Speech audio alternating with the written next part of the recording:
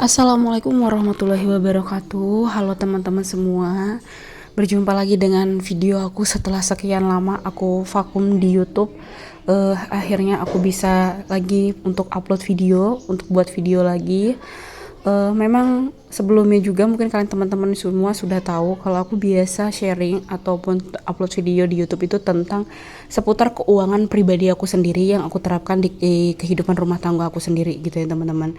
Jadi memang alasan aku vakum selama ini itu adalah karena memang kesibukan yang memang tidak bisa dihindarkan dan memang mungkin kurangnya motivasi dalam untuk membuat video lagi. Jadi memang ya banyak sekali banyak faktor yang membuat aku itu vakum cukup lama, sekitar 2 tahun kalau tidak salah. Jadi ini ketika aku lihat-lihat lagi video aku di YouTube, aku cukup teringat dengan video-video yang aku posting sebelumnya. Jadi aku punya keinginan lagi untuk upload video lagi supaya lebih produktif lagi dan mungkin lebih konsisten lagi dalam mengatur keuangan rumah tangga aku sendiri gitu ya teman-teman.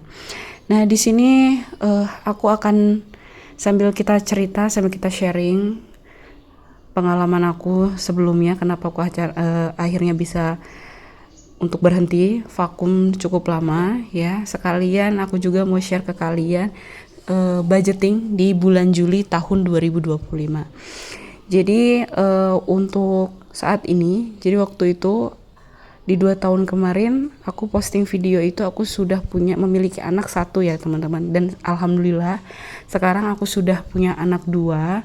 Jadi untuk anak yang kedua aku ini sudah berumur hampir 1 tahun dan semoga aku bisa konsisten lagi, aku bisa lebih rajin lagi untuk bisa buat video dan upload video yang tujuannya sebenarnya itu tidak lain tidak bukan hanya untuk memotivasi diri aku sendiri, tapi kalau misalnya video ini bisa memotivasi teman-teman semua itu merupakan bonus buat aku gitu ya teman-teman. Nah ini kembali lagi ke videonya ya. Ini sebenarnya dari awal tadi gak ada aku potong sama video, tapi ini kita balik lagi ke awal. Mungkin nanti aku akan sharing lagi di video selanjutnya tentang kehidupan aku sehari-hari selama ini. Jadi untuk income atau pendapatan di sini aku buat tabel karena memang income aku itu bukan hanya dari suami aja. Jadi aku itu juga punya pekerjaan ya teman-teman. Selain aku punya pekerjaan utama, aku juga punya beberapa pekerjaan sampingan yang mungkin lebih bisa menambah pendapatan aku setiap bulannya. Jadi memang makanya aku buat tabel ini karena memang penghasilan aku itu bukan hanya dari suami ya teman-teman. Tapi ini hanya untuk pilihan saja untuk teman-teman semua. Kalau misalnya memang penghasilan kalian hanya dari suami itu nggak apa-apa banget teman-teman, karena memang setiap rumah tangga itu punya kondisi keuangannya masing-masing ya, keadaannya masing-masing. Jadi silahkan disesuaikan saja, tidak perlu harus meniru yang aku posting ini ya. Jadi untuk ini setelah aku buat income, aku memang sengaja tidak tulis ya teman-teman karena memang tidak pasti income-nya berapa. Walaupun mungkin kalau dari suami itu pasti, tapi memang sengaja tidak aku tulis, takutnya ada beberapa hal dan sebagainya. Jadi memang aku kosongkan dulu. Yang aku tulis di sini ada fixed expenses, yaitu pengeluaran tetap. Pengeluaran tetap ini adalah pengeluaran yang sudah pasti setiap bulannya. Seperti yang aku tulis, ini seperti ada arisan sekolah dengan arisan keluarga. Itu sudah pasti teman-teman, setiap bulannya segitu. Atau mungkin kalian juga punya cicilan yang setiap bulan sudah pasti, itu masuk ke kategori fixed expenses atau pengeluaran tetap. Lalu untuk saving ya, biasakan untuk teman-teman semua kalau budgeting itu saving itu di awal bulan. Jangan justru nunggu ada sisa ya teman-teman. Jadi kalau misalnya kalian nunggu ada sisa, terkadang namanya manusia ini terkadang suka terpengaruh dengan FOMO atau impulsive buying gitu ya teman-teman. Jadi akan lebih baik lagi kalau kita dalam menerapkan sistem keuangan itu saving itu di awal budgeting, jangan nunggu ada sisa di akhir bulan seperti itu ya.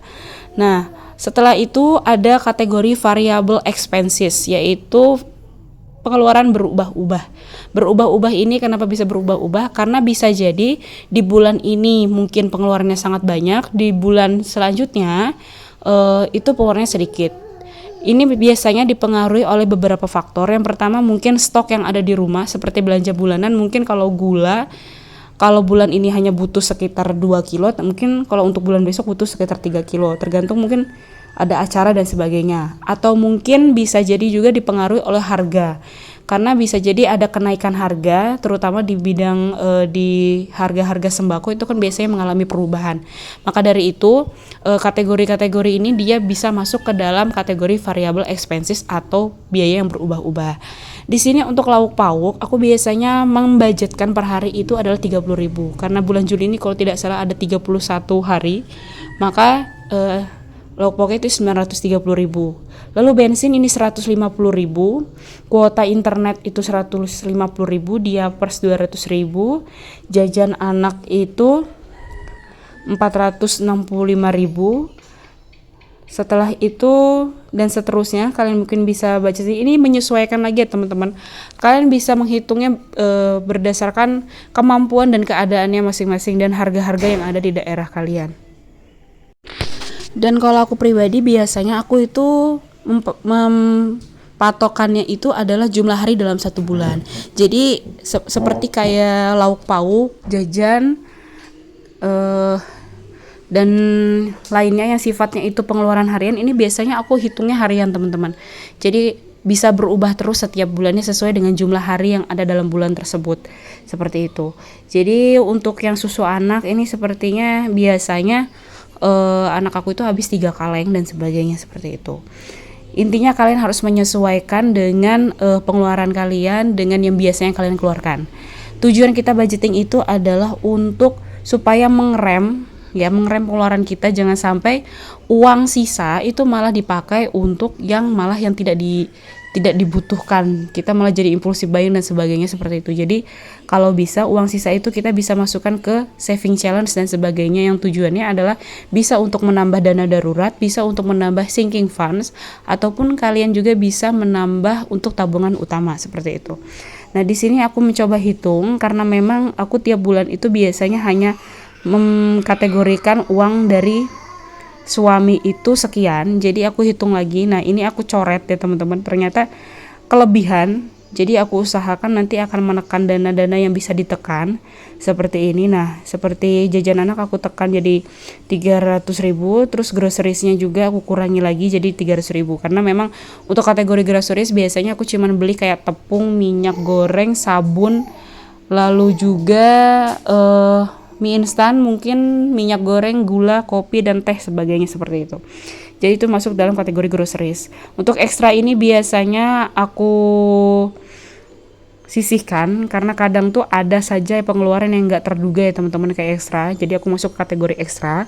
Misalnya mungkin tiba-tiba untuk berobat, atau mungkin kado untuk ada undangan pesta dan sebagainya, seperti itu. Jadi ini aku kategorikan di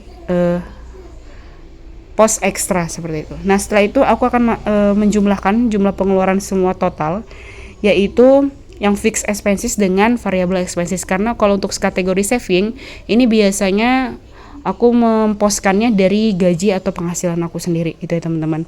Nah, jadi ini untuk semua total pengeluarannya ini yang aku budgetkan bulan Juli itu yang aku budgetkan adalah 3.300.000. Ya, semoga saja bisa banyak sisanya teman-teman. Jadi aku bisa ngisi saving challenge yang banyak, sinking funds-nya juga bisa cepat penuh, seperti itu ya teman-teman. Nah, jadi akhirnya ini sudah selesai.